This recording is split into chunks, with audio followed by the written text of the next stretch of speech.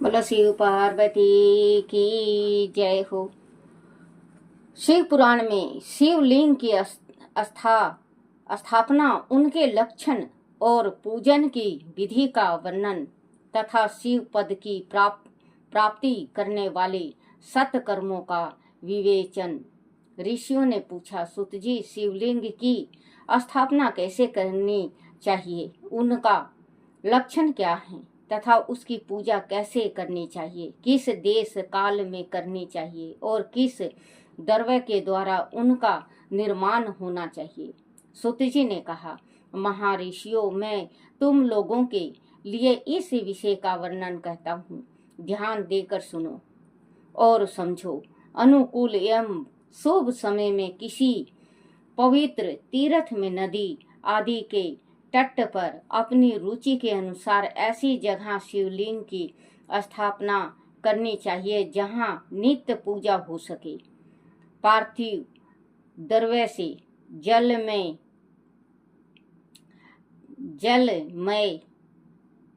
द्रव्य से अथवा तेज से पदार्थ से अपनी रुचि के अनुसार कल्पोक्त लक्षणों से युक्त शिवलिंग का निर्माण करके उनकी पूजा करने से उपासक को उस पूजा का पूरा फल प्राप्त होता है। संपूर्ण शुभ लक्षणों से युक्त शिवलिंग की आदि पूजा की जाए तो वह तत्काल पूजा का फल देने वाला होता है। आदि जल प्रतिष्ठा करनी हो तो इसके लिए छोटा सा शिवलिंग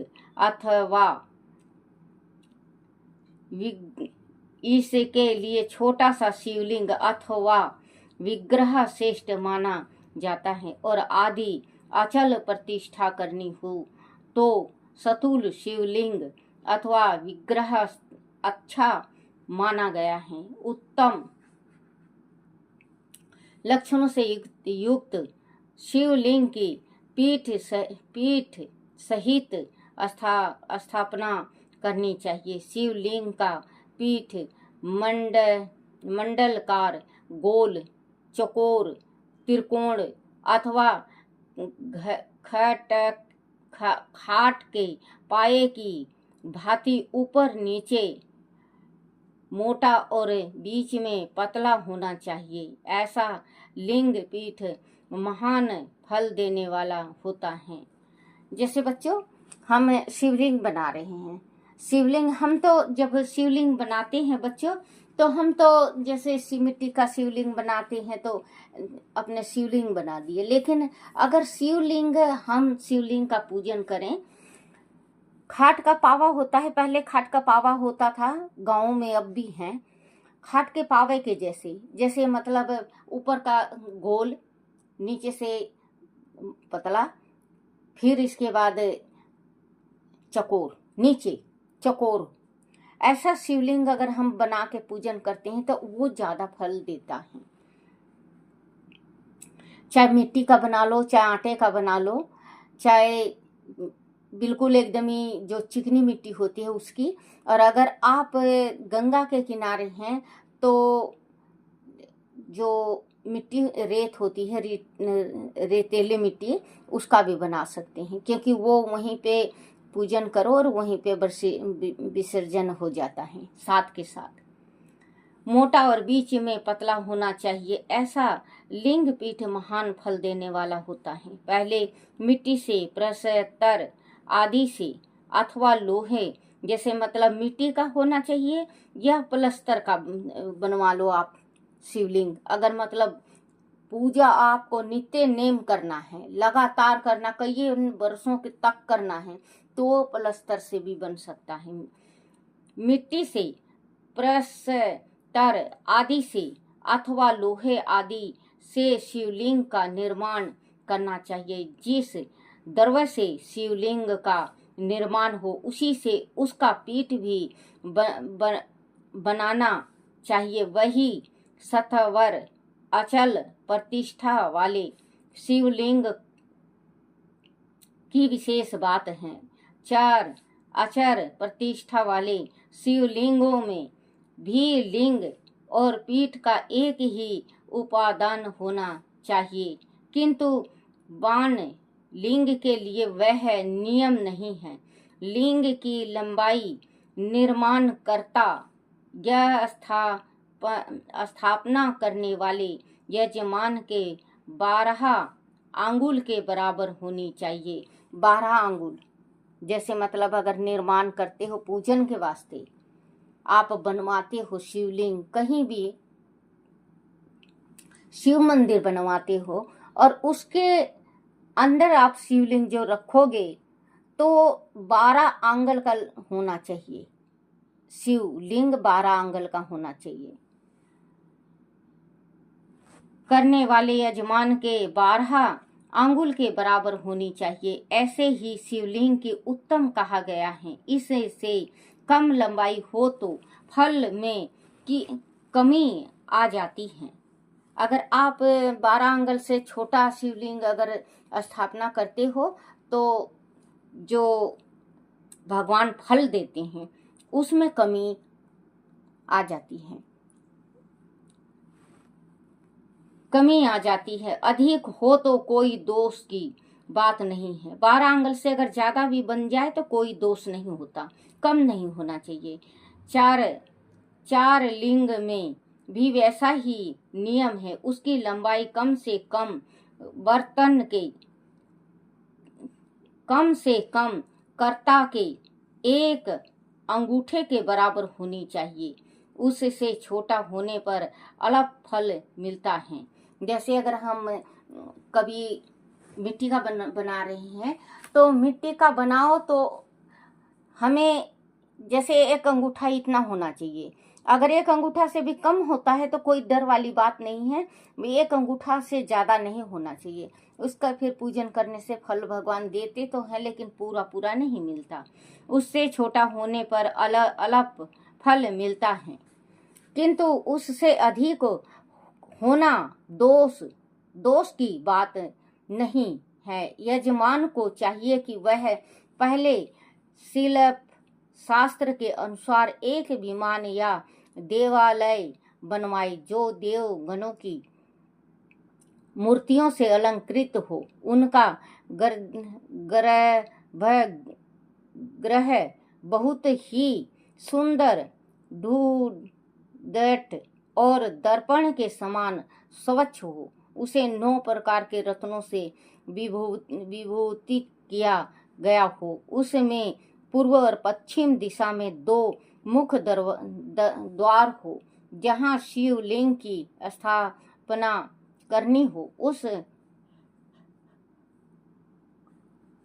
स्थापना के गर्त में नीलम लाल वेदुराई श्याम मरकत मोती मूंगा गोमद महत्वपूर्वक और हीरा, इन 9 रत्नों को तथा अन्य महत्वपूर्ण द्रव्यों को वैदिक मंत्रों के साथ छोड़ें। घोजात आदि 5 वैदिक मंत्रों द्वारा शिवलिंग का 5 स्थानों में क्रमश पूजन करके अग्नि में हविष्य की अनेक आहुति दें और परिवार सहित मेरी पूजा करके गुरु स्वरूप आचार्य को धन से तथा भाई बंधुओं को मन चाही वस्तुओं से संतुष्ट करें। याचकों को जड़ श्रवण ग्रह एवं भू संपत्ति तथा चेतना गो आदि वैभव प्रदान करें। अगर कभी भी आप शिव पुराण करवा रहे हैं तो इतना चीज होना चाहिए, तो भगवान का शिव पुराण करवाना चाहिए। अस्थावर जंगम सभी जीवों को यत्न पूर्वक संतुष्ट करके एक गड्ढे में स्वर्ण तथा 9 प्रकार की रत्न भरकर सगो जातिक जातदी वैदिक मंत्रों का उच्चारण करके परम कल्याणकारी महादेव जी का ध्यान करें। तत्पश्चात नाद घोषण से युक्त महामंत्र ओकार ओम का उच्चारण करके उक्त गड्ढे में शिवलिंग की स्थापना करके उसे पीठ से संयुक्त करें। इस प्रकार पीठ युक्त लिंग की स्थापना करके उस नित्य लेप दीर्घ काल तक टिके रहने वाले मसाले से जोड़कर शीतल करें। इस प्रकार वह परम सुंदर वेर मूर्ति की भी स्थापना करनी चाहिए।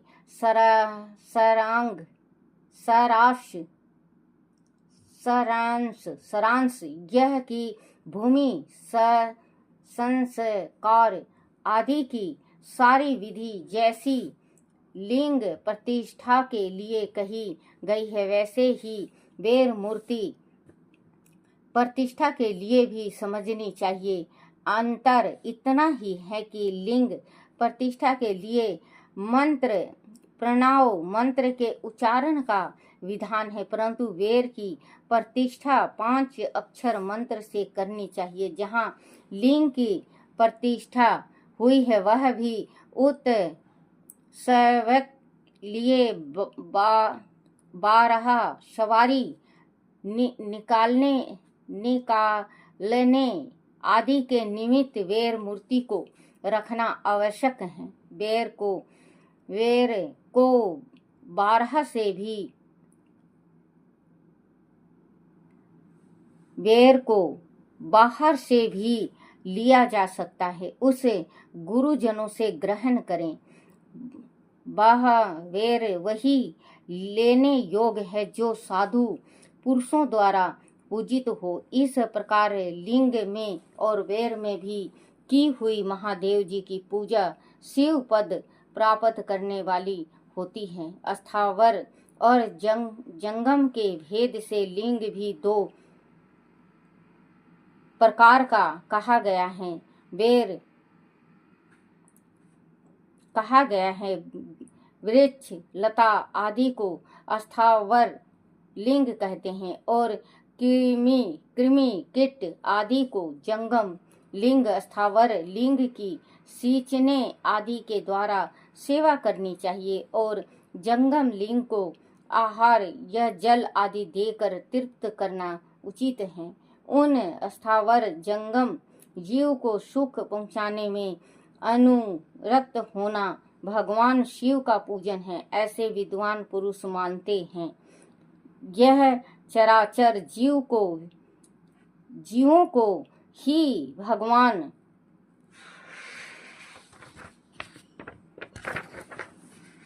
भगवान शंकर के प्रतीक मानकर उनका पूजन करना चाहिए। इस तरह महालिंग की स्थापना करके विविध उपचारों द्वारा उनका पूजन करें। अपनी शक्ति के अनुसार नित्य पूजा करनी चाहिए तथा देवालय के पास जारोपण आदि करनी चाहिए। शिवलिंग साक्षात शिव का पद प्रदान करने वाला है, अथवा 4 लिंग में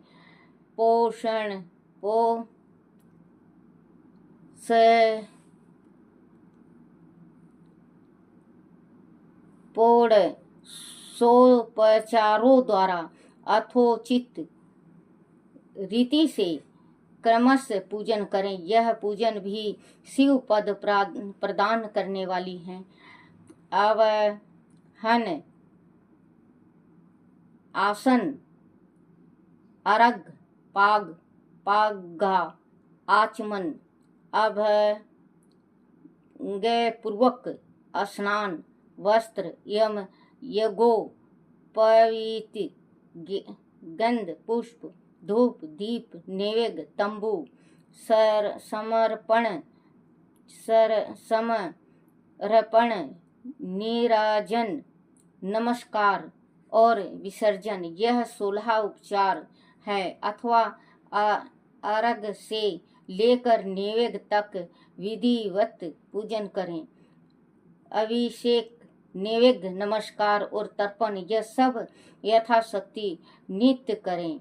इस तरह किया हुआ शिव का पूजन शिव पद की प्राप्ति करने वाली होती है, अथवा किसी मनुष्य के द्वारा स्थापित शिवलिंग में ऋषियों द्वारा स्थापित शिवलिंग में देवताओं द्वारा स्थापित शिवलिंग में अपने आप प्रकट हुए श्वेत भूलिंग में तथा अपने द्वारा नूतन स्थापित हुए शिवलिंग में भी उपचार संपूरक पूर्वक जैसे तैसे पूजन करने से, यह पूजा की सामग्री देने से भी मनुष्य ऊपर जो कुछ कहा गया है वह सारा फल प्राप्त कर लेता है।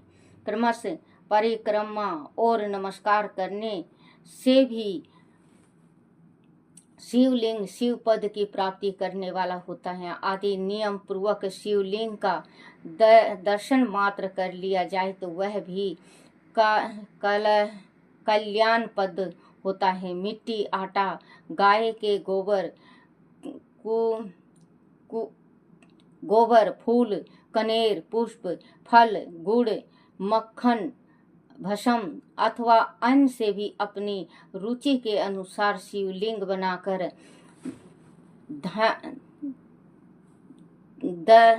तद अनुसार उनका पूजन करें, अथवा प्रतिदिन 10,000 प्रणव मंत्र का जाप करें, अथवा दोनों संध्याओं समय 1 सहस्त्र प्रणव का जाप किया करें।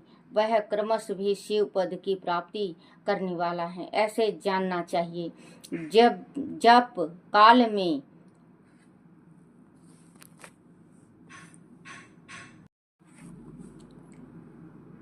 करें, यह क्रमश भी शिव पद की प्राप्ति करने वाला है, ऐसे जानना चाहिए। जप काल में मकरांत प्रणव का उच्चारण मन की शुद्धि करने वाला होता है। समाधि में मानसिक जप का विधान है तथा अन्य सब समय भी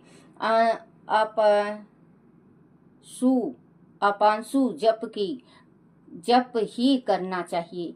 नाद और बिंदु से युक्त ओकार उच्चारण को विद्वान पुरुष समान प्रणव कहते हैं। आदि प्रतिदिन आदर पूर्वक 10,000 5 अक्षर मंत्र का जाप किया जाए, अथवा दोनों संध्याओं के समय 1 सहस्त्र का ही जाप किया जाए तो उसे शिव पद की प्राप्ति करने वाला समझना चाहिए।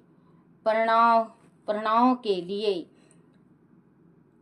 आदि में प्रणव से युक्त 5 अक्षर मंत्र अच्छा बताया गया है। कलश से किया हुआ स्नान, मंत्र ही दीक्षा, अमृत कलाओं का मंत्र की दीक्षा, मातुकाओं का अन्यायस सत्य से पवित्र अंत करने वाला ब्राह्मण तथा ज्ञानी गुरु, इन सबको उत्तम माना गया है। द्विजियों के लिए नमो शिवाय के उच्चारण का विधान है। दिन के लिए अंत में नाम पद के प्रयोग की विधि है, अथवा वह शिवाय नमो नाम इस मंत्र का उच्चारण करे। स्त्रियों के लिए भी कही गई कहीं विधि पूर्वक नमोस्तुभम उच्चारण का ही विधान है, अथवा यह भी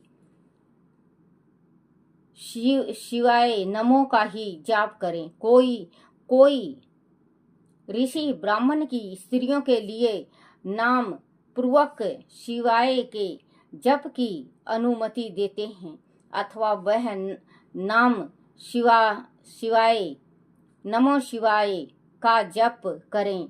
5 अक्षर मंत्र का 5 करोड़ जप करके मनुष्य भगवान सदा शिव के सम्मान हो जाता है। 1, 2, 3 अथवा 4 करोड़ का जाप करने से क्रमश ब्रह्मा, विष्णु, रुद्र तथा महेश्वर का पद प्राप्त होता है, अथवा मंत्र में जितने अक्षर हैं उनका पृथुक पृथुक एक एक लाख जप करें अथवा समसत अक्षरों का एक साथ ही जितने अक्षर हो उतने लाख जप करें।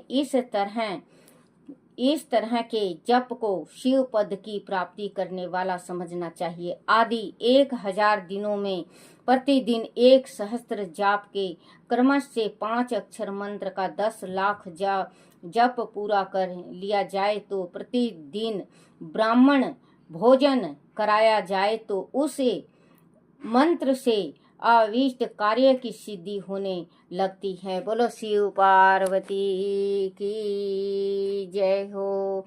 ओम नमः शिवाय, ओम नमः शिवाय, ओम नमः शिवाय बाबा, ओम नमः शिवाय, ओम नमः शिवाय शंभु, ओम नमः शिवाय, ओम नमः शिवाय बोले, ओम नमः शिवाय, ओम नमः शिवाय। बोलो शिव पार्वती की जय हो।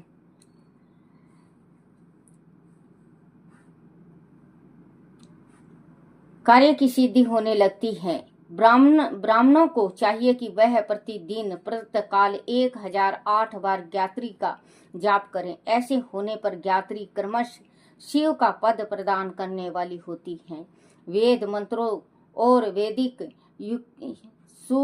सूक्तों का भी नियम पूर्वक जाप करना चाहिए। वेदों का पारायण भी शिव पद की प्राप्ति करने वाला है, ऐसे जानना चाहिए। अन्याय जो बहुत से मंत्र हैं उसका भी जितने अक्षर हों उतने लाख जाप करें। इस प्रकार जो यथाशक्ति जाप करता है वह क्रमश शिव पद मोक्ष प्राप्त कर लेता है। अपनी रुचि के अनुसार किसी के एक मंत्र को अपनाकर मृत्यु उपरांत प्रतिदिन उनका जाप करना चाहिए अथवा ओम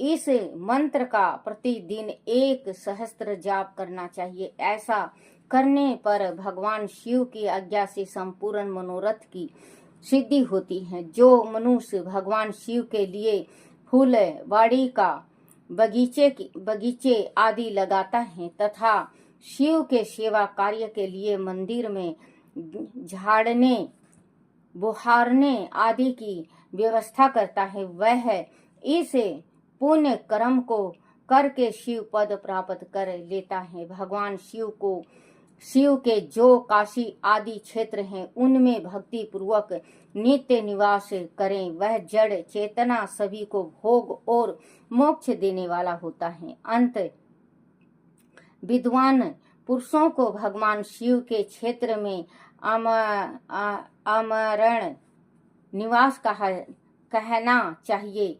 पुण्य क्षेत्र में स्थल बावड़ी कुआ और पोखर आदि को शिव गंगा समझना चाहिए। भगवान शिव का ऐसे ही वचन है, वह स्नान दान और जाप करके मनुष्य भगवान शिव को प्राप्त कर लेता है। अंत मृत्यु उपरांत शिव के क्षेत्र का आश्रय लेकर रहना चाहिए। जो शिव के क्षेत्र में अपने किसी मृत संबंधी का दह सहा मानसिक श्रद्धा पिंड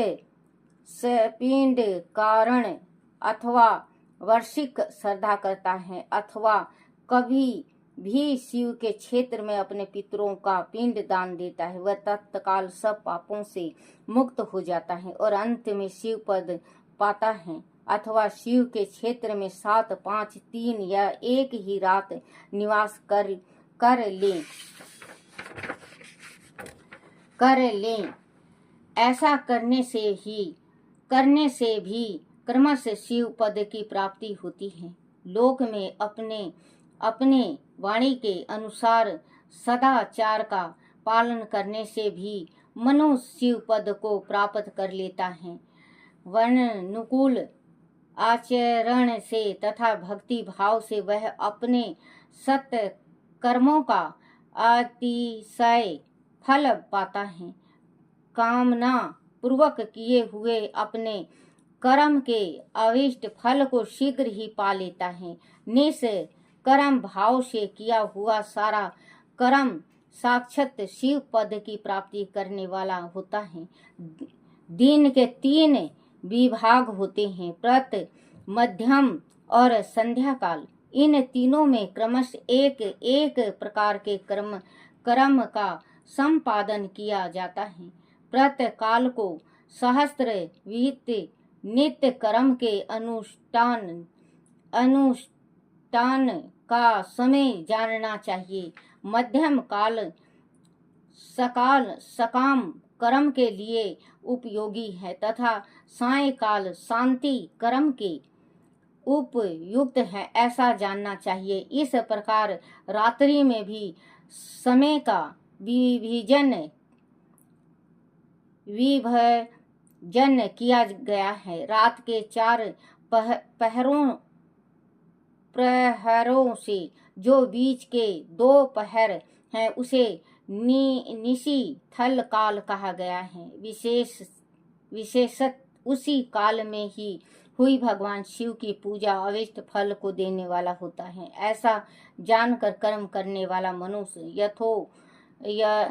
यथोवित जानकर कर्म करने वाला मनुष्य फल का भागी होता है। विशेष कलयुग में कर्म से ही फल की सिद्धि होती है। अपने अपने अधिकार के अनुसार ऊपर कहे गए किसी भी कर्म के द्वारा शिव आराधना करने वाला पुरुष आदि सदाचारी है और पाप से डरता है तो वह उन सब कर्मों का पूरा पूरा फल अवश्य प्राप्त कर लेता है। ऋषियों ने कहा, सुत जी, पुण्य क्षेत्र कौन कौन से हैं जिनका आश्रय लेकर सभी स्त्री पुरुष शिव पद प्राप्त कर ले, वह हमें संक्षेप से बताइए। बोलो श्री शिव पार्वती की जय।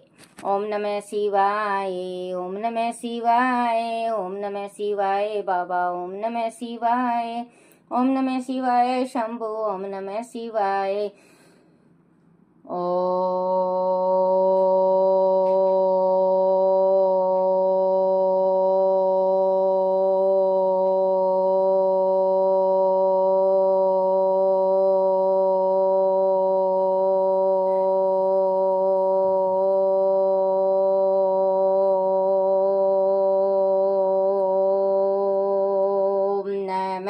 शिवाय।